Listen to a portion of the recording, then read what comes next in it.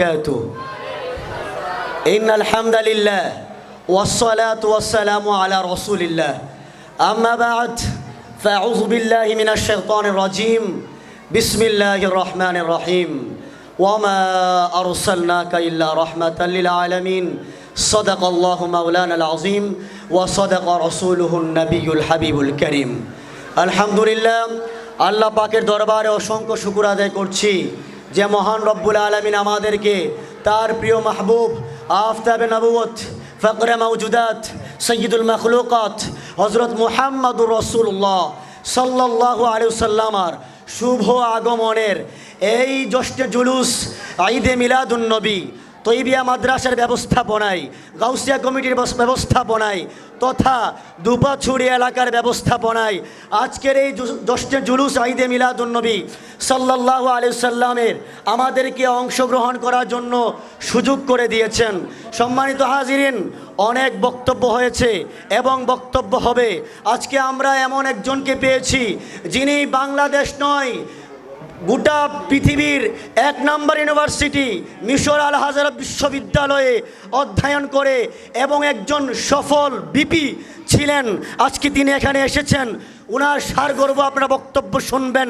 কিন্তু আমি আপনাদেরকে বক্তব্য একটু ভিন্ন আঙ্গিতে দিচ্ছি এই জন্য যে আমার এই এলাকায় তথা যেহেতু মিডিয়া দেখছে, অসংখ্য মানুষ বলে ঈদে মিলাদুন নবী সাল্লাল্লাহু আলাইহি সাল্লাম কোথা থেকে পেয়েছেন।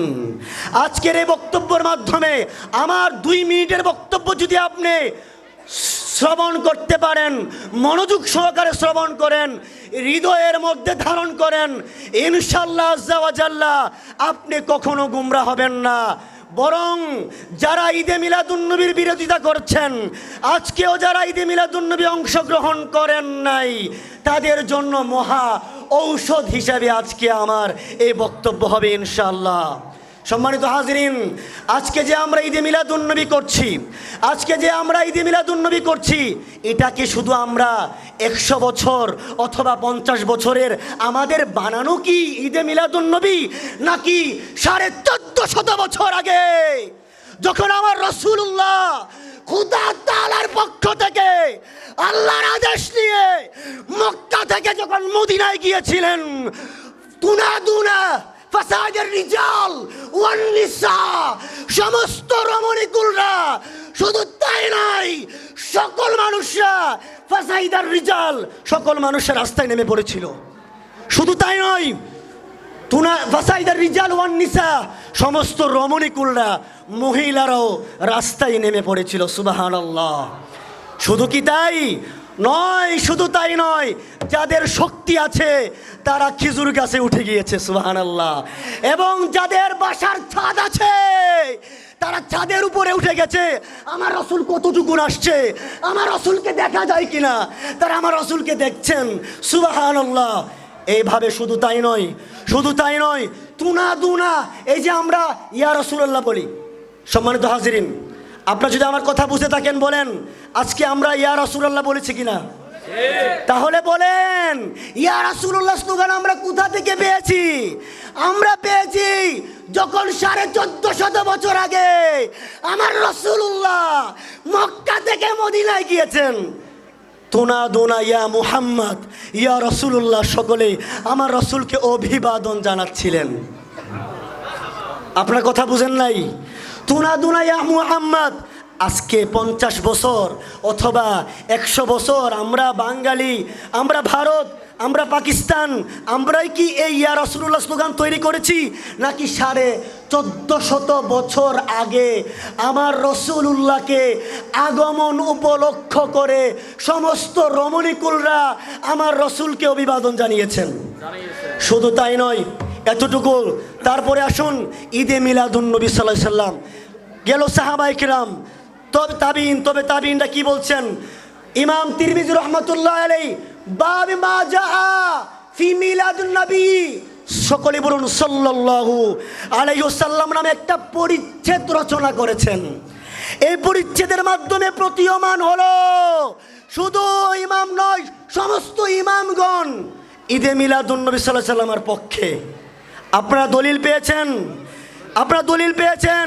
শুধু তাই নয়, ইমাম জালালউদ্দিন সুয়ুতী রহমাতুল্লাহি আলাইহি তিনার হুসনুল মাকাসিদ আল হাদি লিল ফতোয়ার মধ্যে তিনি বলছেন যারা আমার রাসূলুল্লাহ সাল্লাল্লাহু আলাইহি সাল্লামের শুভ আগমন উপলক্ষে জুলুস করে না, যারা রসুলের মিলাদ পালন করে না, বোঝা গেল তার মধ্যে রসুল সাল্লাল্লাহু আলাইহি সাল্লামের ভালোবাসা নাই।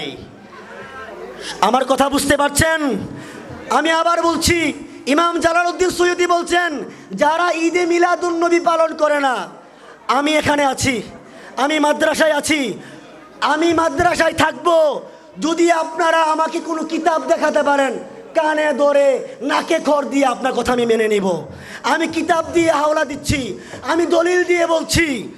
আমার জালালউদ্দিন সুয়ুতী রহমতুল্লাহ আলাইহি বলছেন যারা ঈদে মিলাদুন্নবী পালন করে না, বোঝা গেল তার মধ্যে রসুলের মহাব্বত নাই। আর আমার রসুল বলছেন, সকলে বলুন ক্বালা রাসূলুল্লাহি সাল্লাল্লাহু আলাইহি ওয়াসাল্লাম লা ইউমিনু আহাদুকুম হাত্তা আকুনা হাব্বা ইলাইহি মিন ওয়ালিদিহি ওয়া ওয়ালাদিহি ওয়ান নাসি আজমাইন। আমার রসুল বলছেন যতক্ষণ সে মুমিন হতে পারবে না, যতক্ষণ পর্যন্ত না আমি রসুলকে, তার পিতা মাতা, সন্তান সন্ততি, সকল ধন সম্পত্তিকে আমি রসুলকে ভালো না বাসবে। তার মানে বোঝা গেল যারা ঈদে মিলাদুন্নবী পালন করে না, তারা হচ্ছে ওই তাদের দালাল। আরেকটি কথা শেষ করে দিচ্ছি, মুসলিম শরীফের হাদিস। আমার রসুল বলছেন আপনাদেরকে একটু মিসগাইড করবে, আমার যুবক ভাইদের দৃষ্টি আকর্ষণ করছি, আপনাদেরকে মিসগাইড করবে। আচ্ছা, আমার রসুল যেই দিনে এসেছেন সেই দিনেই চলে গেছেন, তাহলে আমরা কোনটা পালন করব? আমি বলছি আমার রসুল বলছেন, এই যে উর্দু বক্তব্য দিয়েছে আমার ছাত্ররা, উর্দু বক্তব্য দিয়েছে এবং বাংলা বক্তব্য দিয়েছে, আপনারা এটা খেয়াল করেছেন কিনা জানি না, এখানে একটি হাদিস শরীফ কোট করা হয়েছে। এখানে বলা হচ্ছে আমার রসুল বলছেন আমার আশাটা, দুনিয়ায় থাকাটা যেমন তোমাদের জন্য কল্যাণকর, আমার চলে যাওয়াটাও তোমাদের জন্য কল্যাণকর। এতএব আজকের বক্তব্যের মাধ্যমে প্রমাণিত হলো ঈদে মিলাদুন্নবী শুধু আমরা পালন করব না, বিশ্ববাসী তাদের পালন করা ফরজ। আসসালামু আলাইকুম রহমতুল্লাহ।